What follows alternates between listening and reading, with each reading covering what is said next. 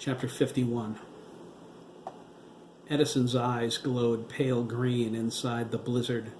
The light reflected off the snow on the ground and the raging flakes with such intensity there was no need for the Marines to use their flashlights. Visibility was poor due to the density of the storm, but Wolfboy God mapped the route to the Marines' training cabin. They would arrive in minutes. Edison was glad. He had point and led the way. The snow was mixed with tiny ice crystals. They froze on the tips of his fur. The Marines followed him in a column formation, sticking close. If they felt anything about what they witnessed to this point, they kept it to themselves. Singular of focus, loyal down to the last man, they marched in silence. They carried Lieutenant Colonel Ryan, Daniel, and Darcy, who were completely incapacitated from the gas. It would keep them out for several hours.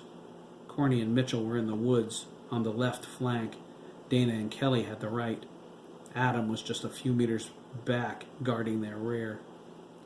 They didn't think Tom or the others were stupid enough to follow them, but they weren't taking any chances. "Adam?" Corny asked, his voice appearing in Adam's head. Their systems were linked together by Wolfboy God. "Anything?"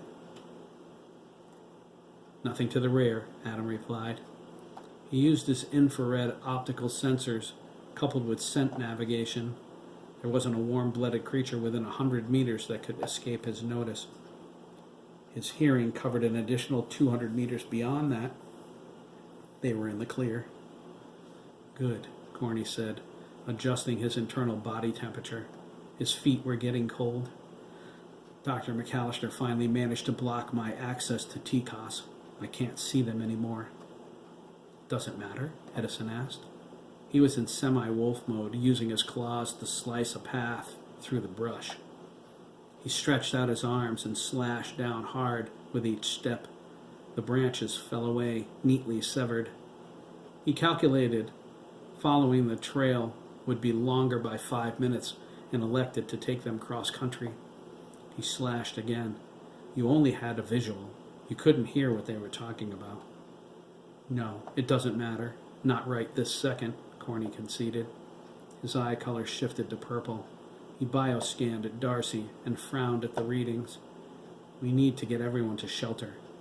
Agent Dubois' body temperature. "We need to get everyone to shelter." Agent Dubois' body temperature is dangerously low.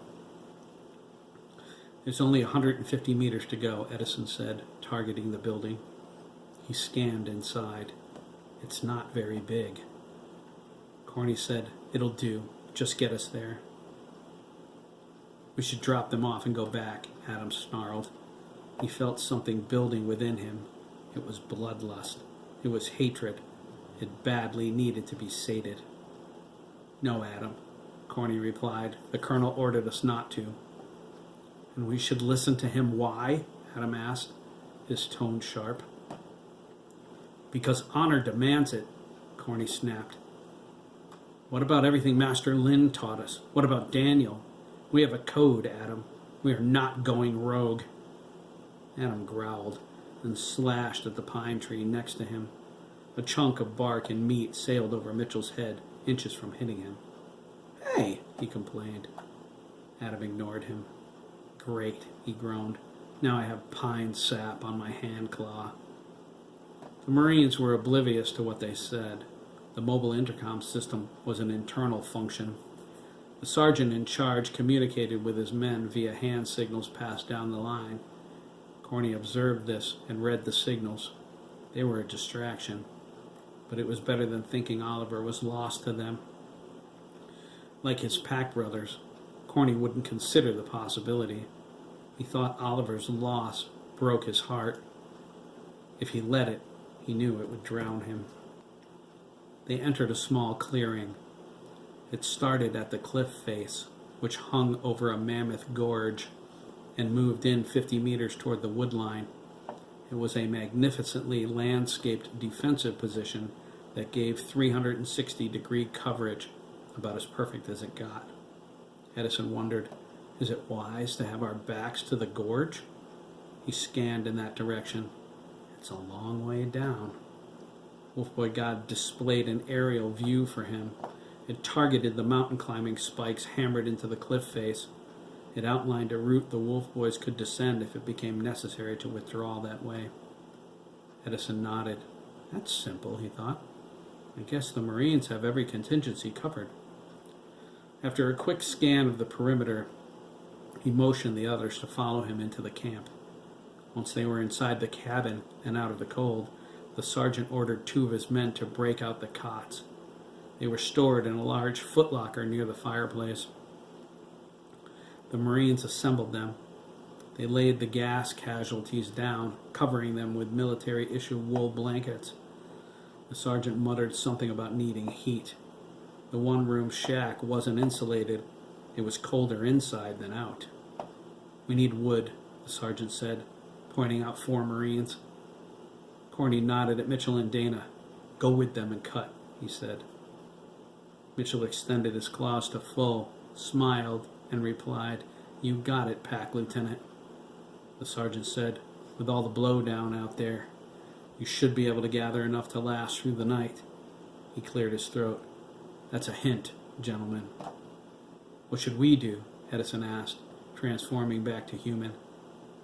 He sat on the edge of his cot. He rubbed the sleeve of his red-edged breather unit. He marveled at his hands like he had never saw them before. There'll be plenty to do, the sergeant said. He looked at Corny. You in charge of these boys? Yes, Sergeant, Corny replied.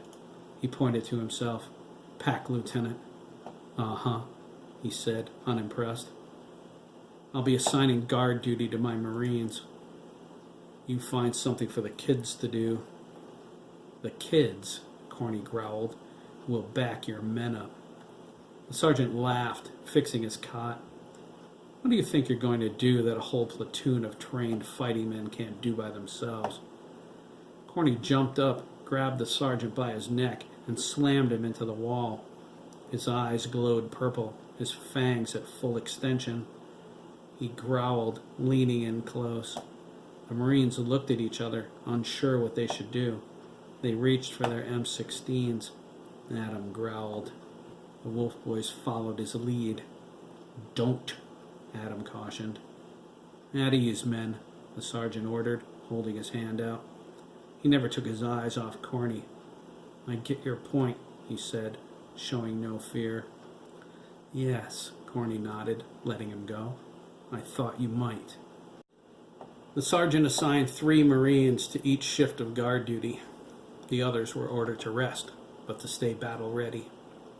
He felt when the colonel woke up, they would see some action. The sergeant positioned them in a diamond-shaped perimeter, 100 meters out from the camp. He gave them each a short-range walkie-talkie with a headset and told them they would be relieved once an hour. Corny assigned 1 wolf boy to each shift and gave them the radio frequency. They would patrol while the Marines remained stationary. Adam volunteered to go first. Corny would go next. When the wood-gathering detail returned, the sergeant lit the fireplace. The warmth quickly spread through the room. It was the only light source he would allow. The Wolf Boys took his advice and rested, although they didn't feel at all tired. The thrill of being in wolf mode had them bursting with nervous energy. But their onboard systems were able to compensate. They transformed back to human and were asleep shortly thereafter. Corny watched Darcy's vital signs carefully. When her temperature didn't go up fast enough, he slipped under the blanket, warming her with his body.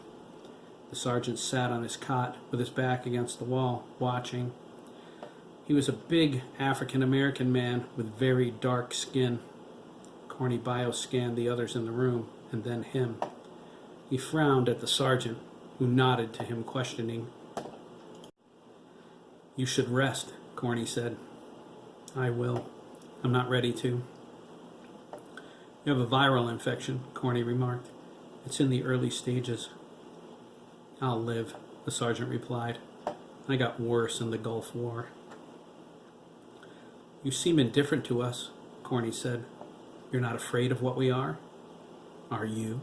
the sergeant asked. Corny considered. "No," he said. "I just wish we would have known, that's all." "Son, I've seen a lot in this world," the sergeant said, crossing his arms. "There isn't much left that can shock me." He considered this.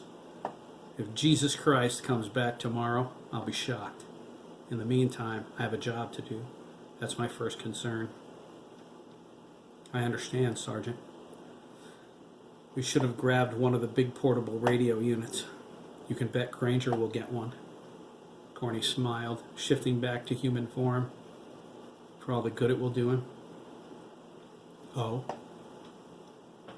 "I'm linked to our satellite," Corny said, a hint of pride in his voice. "It's immensely powerful. The doctors were so confident in their control over us, they never bothered to come up with a way to block us from it. That was stupid. Through it, I've cut them off from the outside. Radio and cell signals are scrambled too. They're isolated. Even if they get one of the portable units, they won't be able to call anyone." "Henderson has the helicopter in maintenance," the sergeant added. "He won't be back until tomorrow afternoon at the earliest." "They can't call him either," Corny said. "Neither can we. The storm would prevent him from flying, and if he brought reinforcements, the colonel said Tom would take charge of them. That's a non-starter." "Sounds like all the bases are covered." "All but one," Corny replied, a hint of sadness in his voice. "What's that?" "Oliver," Corny replied. He felt afraid for his pack brother. "We lost contact with Oliver." The playback of the shooting displayed in his mind like watching a movie. They felt it through the Wolf Boy God satellite uplink. A flash of searing pain, and then nothing. Black, dark, inky silence like the grave. Wolf Boy God assured them that Oliver wasn't dead. The odds against that were high, considering the bullet's trajectory and Oliver's skull shielding. Still, it couldn't confirm his location or his status. The shot knocked out his satellite uplink and most likely damaged the onboard Wolfboy 1 system as well. There was also the risk Oliver suffered some form of brain damage. The Wolfboys were scared. There was nothing worse than losing a loved one. Wolfboy God continued to try and lock onto him from orbit. There were millions of people in the vicinity. The chances of finding him were slim. The sergeant settled in and closed his eyes. He didn't think he would sleep. Once Corny was satisfied Agent Dubois was all right, he went to his bunk and laid down. He fell asleep with a prayer on his lips. He was surprised he even knew any.